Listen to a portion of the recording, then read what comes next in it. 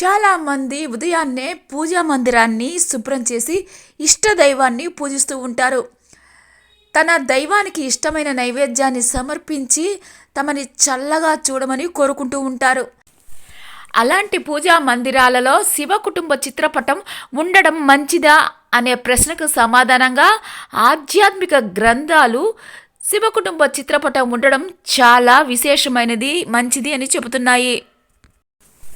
ఎందుకు అంటే పార్వతీ పరమేశ్వరులు లోకానికే తల్లిదండ్రులు, అన్యోన్య దాంపత్యానికి ఆదర్శమూర్తులు. పరమేశ్వరుడు ఆయుష్ను ప్రసాదిస్తే అమ్మవారు విజయాన్ని చేకూరుస్తుంది.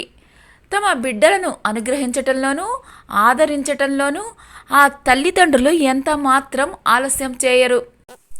ఇక వినాయకుడు తనని ప్రార్థించిన వారికి ఎలాంటి విఘ్నాలు కలగకుండా చూస్తాడు, విద్యాభివృద్ధిని కలిగిస్తాడు. కుమారస్వామి తేజస్సును, చైతన్యాన్ని కలిగిస్తాడు, జ్ఞానాన్ని పెంచుతాడు, సంతానాన్ని అనుగ్రహిస్తాడు. ఇలా పార్వతీ పరమేశ్వరులు, వినాయకుడు, కుమారస్వామి ఆయురారోగ్యాలను, విజయాలను, జ్ఞానాన్ని, చైతన్యాన్ని కలిగిస్తారు.